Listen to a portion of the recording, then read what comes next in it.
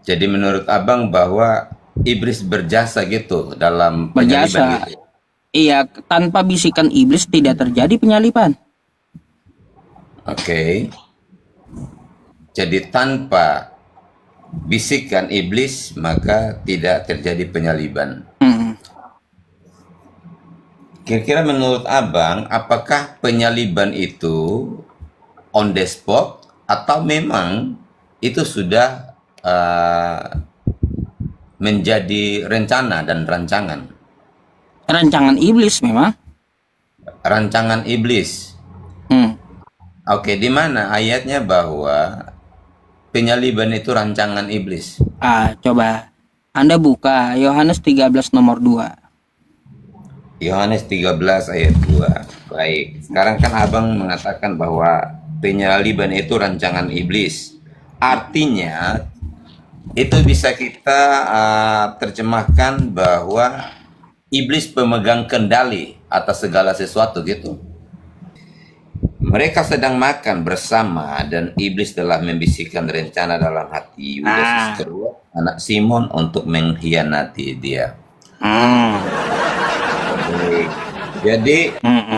abang tahu nggak bahwa sebelum Yohanes 13 ini, ketika iblis membisikkan kepada ayah rencananya untuk membunuh Yesus, abang tahu nggak bahwa sebelum ini sebenarnya iblis itu sudah berniat untuk membunuh Yesus? Saya nggak urus yang lain gitu. Tapi Ah, penyalipannya rencana iblis. ya. Jadi gini Bang Ustadz Yusuf, bahwa sebelum peristiwa ini terjadi, ketika Yesus hendak datang, itu sudah mau digagalkan oleh iblis. Yang mana adalah ketika Yusuf, suami Maria, tahu bahwa Maria sedang hamil, padahal mereka belum menikah. Nah, Saya nggak bicara tentang itu. ya, maksudnya saya mau kasih tahu Ngapain Abang ngapain runtutannya Mbak bahwa iblis Anda ngomong itu. ke situ? Oke. Baik. Nah, ketika Abang mau mencomot ayat Yohanes 13 ayat 2 ini, sebenarnya Anda sedang mau mengarah kemana nih pembahasannya? Jadi kan betul gitu. Pembahasannya itu penyalipan dari rencana iblis kan gitu. Apalagi kan dikuatkan oleh Yesus itu sendiri di dalam Yohanes 8 nomor 44. Nah, iblislah bapamu. Kamu menghendaki, ya kata Yesus, menjalankan kehendak bapamu itu. Karena iblis itu menyukai dari awal itu pembunuhan terhadap manusia. Yesus kan mau dibunuhnya tuh ya di tiang salib. Kan kayak gitu. Itu adalah Iya. rencana iblis.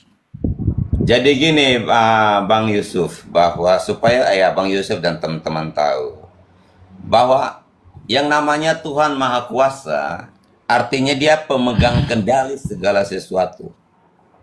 Artinya bahwa Dia yang merencanakan dan merancangkan segala sesuatu yang ada di alam semesta ini.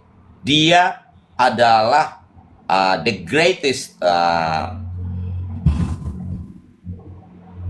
pembuat rencananya ya. Jadi segala sesuatu itu sudah direncanakan dan dirancangkan dengan sempurna oleh Tuhan.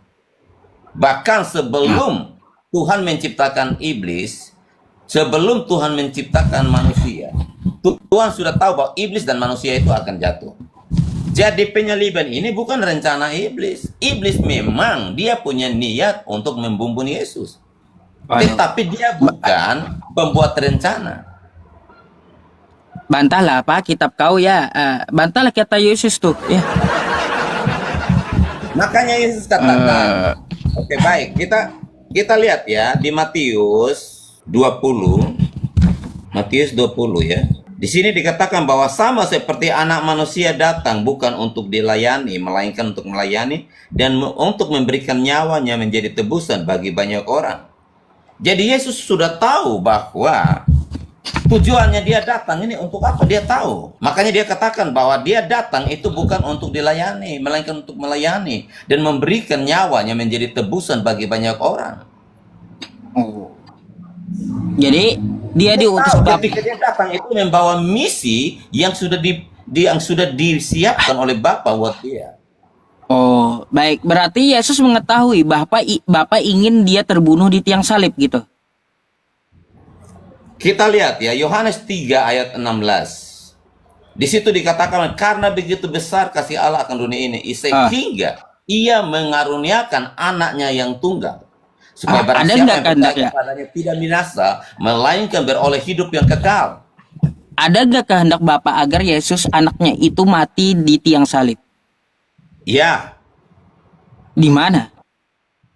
oke. Kita lihat ya, ketika proses Dalilnya di mana? sebentar sebelum ke sana, saya kasih contoh ya.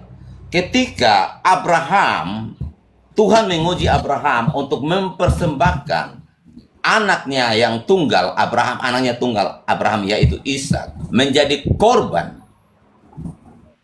Di situ ketika Tuhan menguji Abraham, apakah iman Abraham itu benar? Apakah Abraham akan tetap taat dan patuh percaya kepada Tuhan?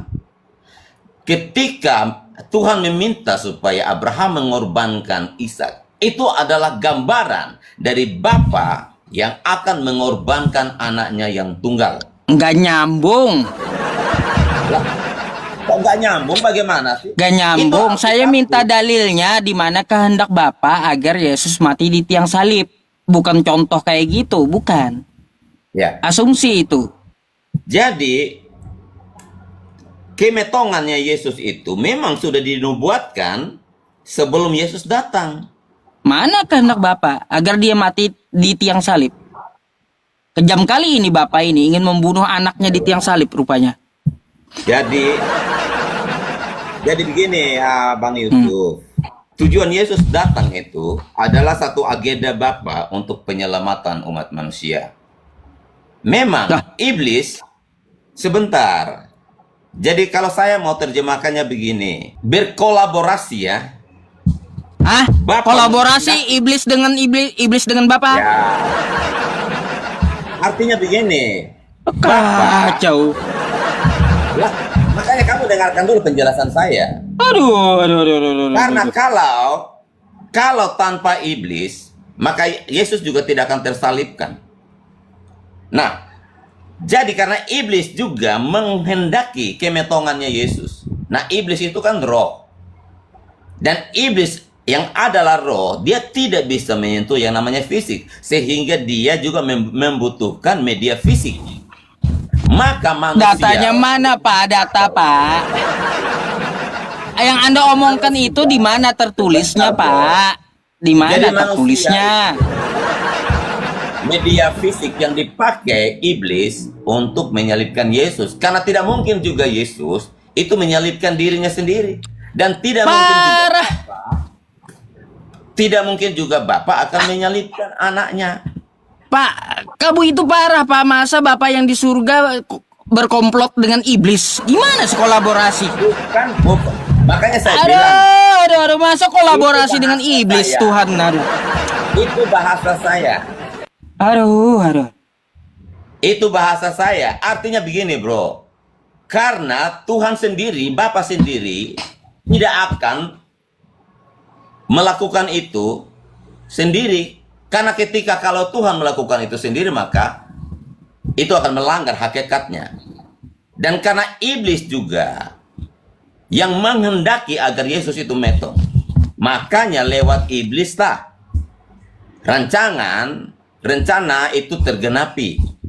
Dan karena iblis juga tidak bisa menyentuh yang namanya media fisik, dia membutuhkan media fisik, maka dipakailah orang manusia untuk menyalibkan Yesus. Makanya Yesus bilang begini, kalau benih itu tidak mati, maka benih itu akan menjadi satu. Tetapi benih itu ketika metong, maka benih itu akan menghasilkan banyak. Maka itu Yesus katakan, Yesus datang bukan untuk dilayani, anak manusia datang bukan untuk dilayani, melainkan melayani dan untuk memberikan nyawanya menjadi tebusan bagi banyak orang. Nggak ngerti saya, Pak. Masa Tuhan kerjasama dengan iblis? Anda nggak akan memahami. Masa Tuhan kerjasama dengan iblis di satu rencana, coba. Bro, saya bilang dua-dua menghendaki kematiannya Yesus. Allah menghendaki kematiannya Yesus, Bapa menghendaki kematiannya Yesus untuk menyelamatkan umat manusia. Sementara iblis dia menginginkan kemotongan Yesus untuk kemenangannya dia. Dia tidak tahu bahwa Bapa punya rencana dan rancangan penyelamatan manusia dengan kemetongannya Yesus. Kalau iblis tahu bahwa tujuan Yesus itu metong untuk menyelamatkan manusia, maka dia tidak akan pernah menyentuh Yesus. Ya mana dalilnya Bapak di surga pengen Yesus mati di tiang salib? Mana dalilnya? Baik. Kata Bapak di surga, aku menginginkan Yesus mati di tiang salib. Mana itu? Oke bro, kalau Anda mencari bahasanya persis seperti yang Anda katakan, maka itu tidak ada. Terus? Tidak kayak gimana bahasanya? Secara eksplisit bahwa Bapa mengatakan bahwa aku menghendaki kemetongan Yesus, tidak ada. Tetapi clue-cluenya itu sudah ada contohnya, yaitu dengan Abraham. Tuhan minta agar Abraham mempersembahkan anaknya yang tunggal yang bernama Ishak itu. Itu adalah gambaran daripada Bapa menghendaki. Cocok logi itu namanya. Bukan. Itu cocok logi namanya. Dicocok-cocokin. Dicocok-cocokin. Gini, karena abang ini kan Islam nih. Jadi abang kan nggak memahami hal-hal seperti itu. Saya maklum itu. Logi itu. Tapi kalau Anda mau nggak ada dalil yang berdasar Bapak menghendaki untuk Yesus itu mati di tiang salib. Nggak ada dalil yang dasar, nggak ada. Masa Bapak kejam ya menginginkan anaknya itu agar mati di tiang salib. Oke, baik. Analoginya gini, bro. Gini, sebentar.